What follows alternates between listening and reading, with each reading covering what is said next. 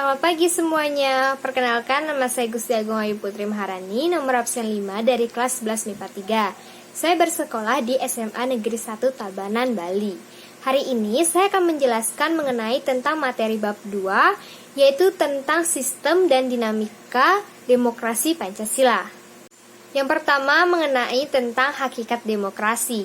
Di dalam hakikat demokrasi terdapat makna demokrasi.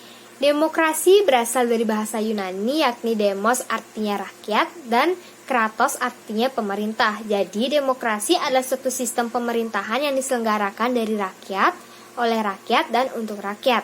Artinya rakyat adalah pemegang kekuasaan tertinggi dalam suatu pemerintahan, di mana masing-masing dari mereka memiliki hak yang sama dalam upaya mengatur kebijakan pemerintah.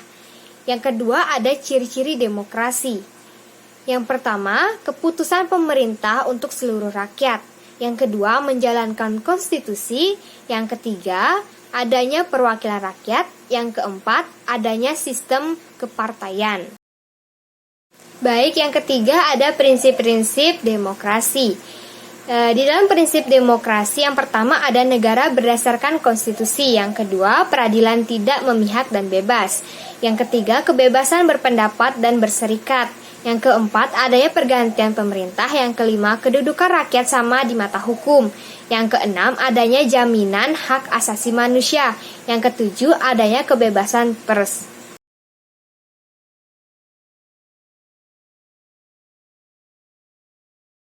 Selanjutnya, ada macam-macam demokrasi. Macam-macam demokrasi dapat dibagi menjadi tiga. Yang pertama, ada berdasarkan ideologi. Berdasarkan ideologi, demokrasi dapat dibagi menjadi tiga. Yang pertama, demokrasi konstitusional. Yang kedua, demokrasi rakyat. Dan yang ketiga, demokrasi Pancasila. Yang kedua, berdasarkan cara penyaluran kehendak rakyat. Demokrasi dibagi menjadi tiga. Yang pertama, demokrasi langsung. Yang kedua, demokrasi perwakilan. Yang ketiga, demokrasi perwakilan sistem referendum.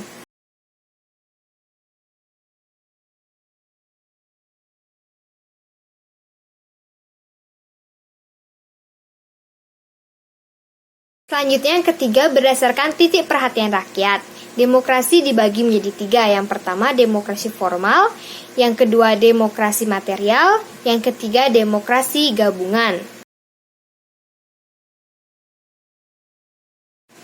Materi selanjutnya mengenai tentang dinamika penerapan demokrasi Pancasila.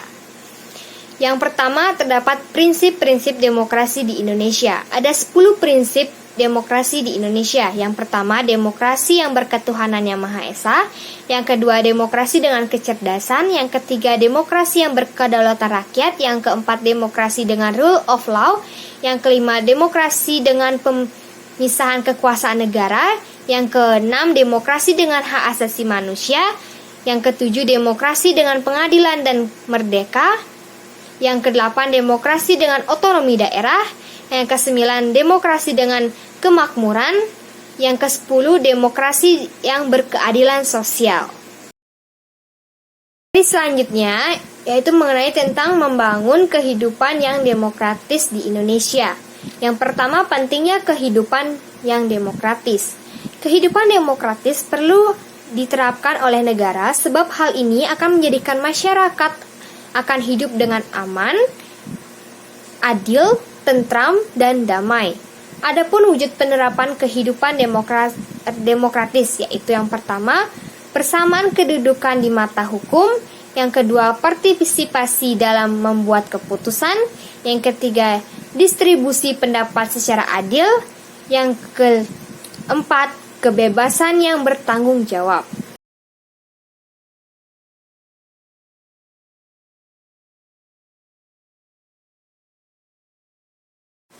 Yang kedua, mengenai tentang perilaku yang mendukung tegaknya nilai-nilai demokrasi. Demokrasi tidak mungkin terwujud jika tidak didukung oleh masyarakat. Kehidupan yang demokratis hanya mungkin dapat terwujud ketika rakyat menginginkan terwujudnya kehidupan tersebut. Adapun cara yang bisa dilakukan masyarakat untuk mendukung tegaknya nilai-nilai demokrasi, yaitu yang pertama, membiasakan diri untuk berbuat sesuai dengan aturan main atau hukum yang berlaku. Yang kedua, membiasakan diri untuk bertindak demokratis dalam segala hal. Yang ketiga, membiasakan diri untuk menyelesaikan persoalan dengan musyawarah. Sekian rangkuman saya mengenai bab 2 tentang sistem dan dinamika demokrasi Pancasila. Terima kasih.